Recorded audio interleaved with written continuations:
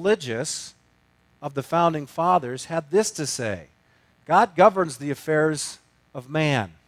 And if a sparrow cannot fall to the ground without his notice, is it probable that an empire can rise without his aid? We have been assured in the sacred writings that except the Lord build the house, they labor in vain that build it. I firmly believe this. I also believe that without his concurring aid, we shall succeed in this political building no better than the builders of Babel. So much for Ben's view of the separation of church and state. He didn't get the memo regarding what the First Amendment read. Too busy flying kites with keys on them, I suppose. Or Thomas Jefferson, who is commonly believed to be a deist and not a born-again Christian. That may or may not be true. Nonetheless, here is what the author of the Declaration of Independence said: God, who gave us life, gave us liberty. And can the liberties of a nation be thought secure when we have removed their only firm basis? A conviction in the minds of the people that these liberties are a gift from God, that they are not to be violated, but with his wrath. Indeed, I tremble for my country when I reflect that God is just and that his justice cannot sleep forever. Now, here's the rebuttal to this. I will throw out the common objection. That was then, this is now. We live in a democracy, and a democracy, the people govern or determine how they are to be governed. So what is the will of the masses is to be then law. Is that what our government is? A democracy? I guarantee you that if you did a poll on the street and you put a microphone in 100 people's faces walking down the street, what form of government do we have? 99.9% people would say democracy. And then you ask them, well, what is a democracy? You say the rule of the people. Is that what our country is?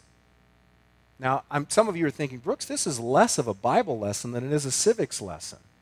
That's true, but in order to apply Romans 13, 1 through 7, you have to understand the government that rules you. Otherwise, there is no application of Romans 13, 1 through 7, and there's certainly no application of Romans 8, 9, and 10 in chapter 13 within that government unless you understand how that government is supposedly supposed to rule. People say that, well, we're a democracy. James Madison, the wife of the woman who made the delicious cakes and so forth, Dolly, had this to say regarding a democracy. Democracies have ever been spectacles of turbulence and contention, have ever been found incompatible with personal security, the rights of property, and have in general been as short in their lives as they have been violent in their deaths. Well, he just must have been one. He didn't get the memo on what our country really was supposed to be. Or how about John Adams? John Adams said, remember, democracy never lasts long. It soon wastes, exhausts, and murders itself. There never was a democracy yet that did not commit suicide. See, here's what a democracy is. The founding fathers referred to democracy. I'm not making this term up. This is their term. A mobocracy. They called democracy a mobocracy. What did they mean by that?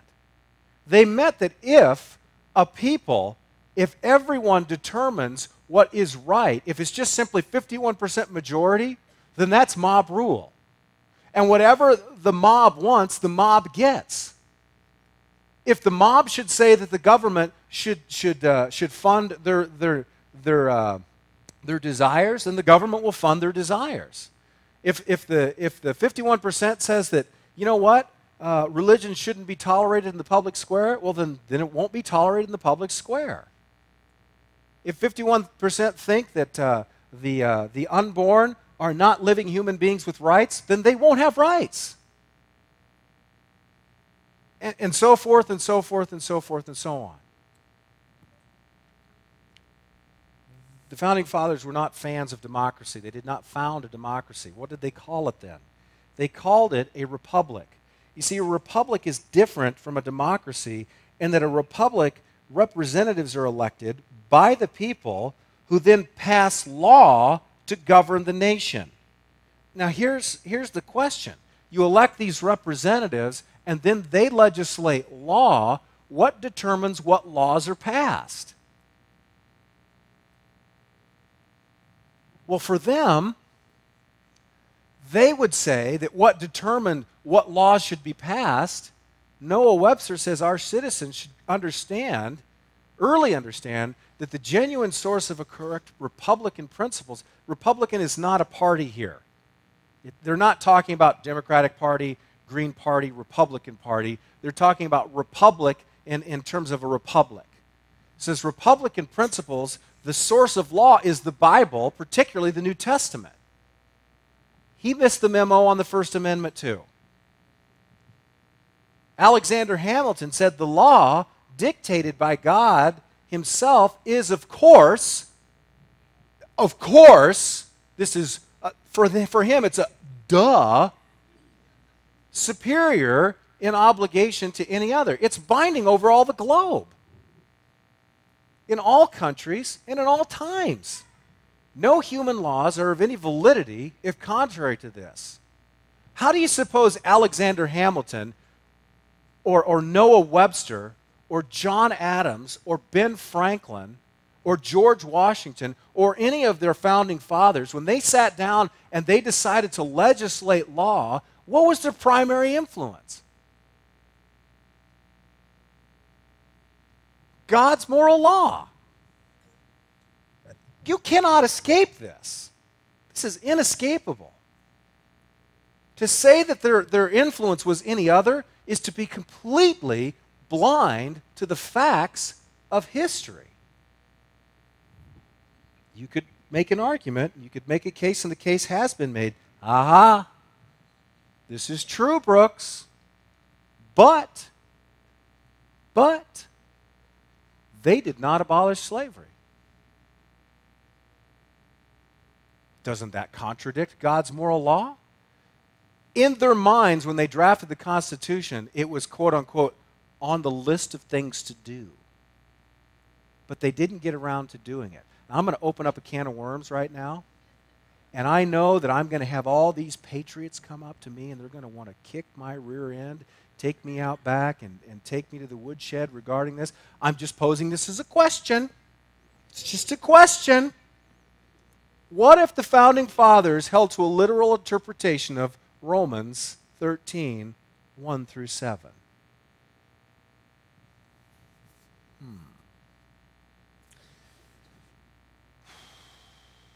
I see where you're going with that, and I don't like you or the implications. You communist pig. Well, let's see. The Revolution of 1776 probably would not have happened.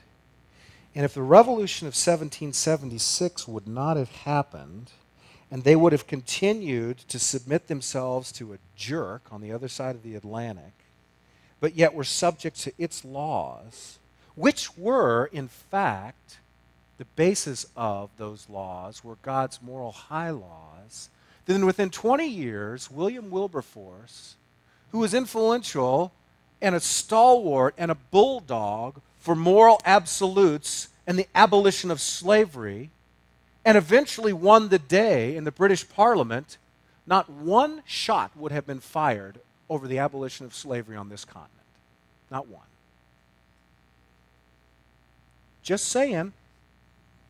Now, if I would have been there, I probably would have signed that declaration as big, and then I would have got my musket and run out there like Mel Gibson and the Patriot and everything else. But the point is this. Yes, they didn't get it all right all the time. But what they acknowledged was, in order to get it right, you have to go to a higher authority than the will of the people. That was their point. That was their point. I think Adams put it best when he said this. We have